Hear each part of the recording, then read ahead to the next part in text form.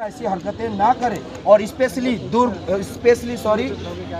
Delhi police के ऊपर जो कार्रवाई है छात्र के साथ अशोभनीय और अमर्यादित घटनाएं की गई, उसकी कड़ी से कड़ी जांच की जाए और सख्त कार्रवाई की जाए। और साथ ही पुलिस के साथ सादी वर्दी में जो व्यक्ति वहां मौजूद थे, जिन्होंने हेलमेट पहना, पुलिस डंडे पकड़े और मोदी साहब के रहते तक, पुलिस वाले के रहते तक, होम मिनिस्टर के आदेश के बाद भी वो व्यक्ति कैसे अंदर घुस सकते हैं? जो जंतर मंतर में अंदर आ सकते हैं वो तो बाहर देश से भी हमारे देश में आ सकते हैं, फिर हम कैसे आतंकवादी कह देते हैं? दूसरी बात, अगर वो लोग आतंकवादी है तो तुरंत मोदी साहब को इस्तीफा देना चाहिए।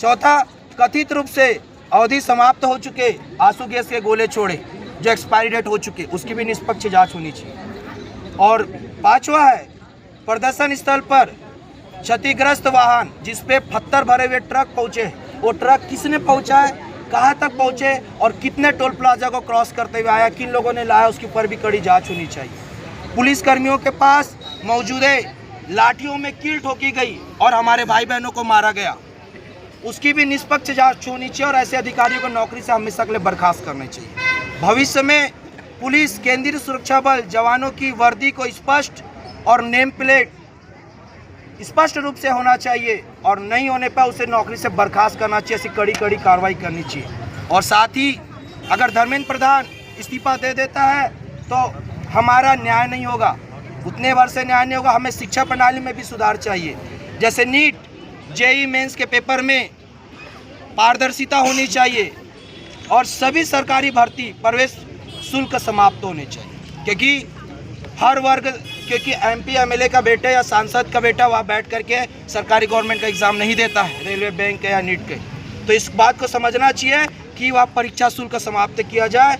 महिला अभ्यर्थियों के साथ केंद्र और उनके गृह स्थान में पुरुष अभ्यर्थियों के भी गृह स्थान पे निकट, कहने का मतलब है हम एक रेलवे का भी एग्ज़ाम देने जाते हैं तो बाहर 500 किलोमीटर दूर जाते हैं और अक्सर ट्रेन लेट हो जाने के कारण पेपर से वंचित हो जाते हैं। तो ये बात भी शासन प्रशासन को समझना चाहिए कि हमारा होम टाउन जहाँ है वहाँ परीक्षा केंद्र हो। और तीसरी बात, पेपर लीक भर्ती घोटाले में दोषियों के ऊपर कठोर कार्रवाई होना चाहिए।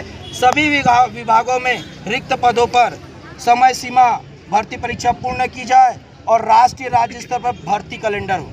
1 वर्ष का जो भर्ती कैलेंडर होता है जिसमें बच्चा ये समझता है कि भाई इस मई महीने में मेरा ये एग्ज़ाम होने वाला है, 4 महीने बाद मेरा पेपर निकलेगा और 6ठे महीने बाद मेरी ज्वाइनिंग होगी। इस बात से बच्चा आश्वासन से और कड़ी मेहनत करता है। तो भर्ती कैलेंडर हो, प्रतियोगिता परीक्षा में नॉर्मलाइजेशन